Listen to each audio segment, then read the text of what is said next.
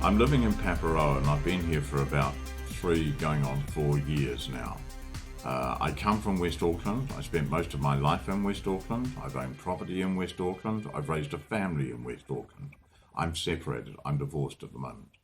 My background is that I started my training as a mechanical engineer, a fitter and turner, with the New Zealand Herald. I then worked for Otis Elevators, building vertical machines and maintaining them in New Zealand and in Australia. However, I decided that I required a career change after I was almost killed on a site one day, and I decided this is not going to work for me.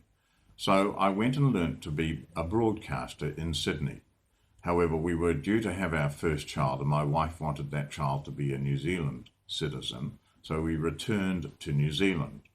Now, because I knew a number of journalists from my time with the Herald, they said, "Come on, Miller, you can be a journalist. If we can be a journalist, you can be a journalist." So I went and worked for a radio station called Radio Hauraki.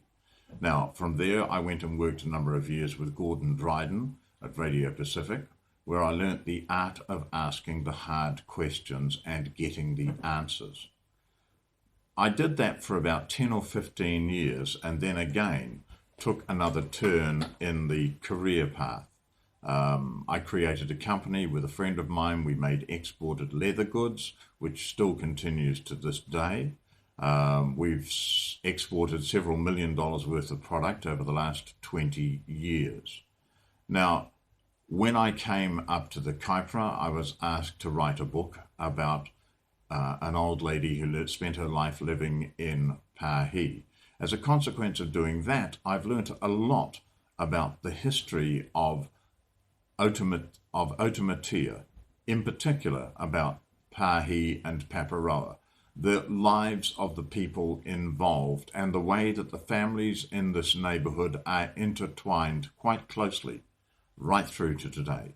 So I have a background of understanding and learning how to understand how things work, and as a consequence of that, I believe I can take this information, put it together, and possibly come up with ways of making things better in the future, so that the problems which have existed in the past, and some continue to exist today, we should be able to resolve them, put them to one side, and move on positively. After all, we're all living in this area, and we should be living it the best way we can, regardless of who we are.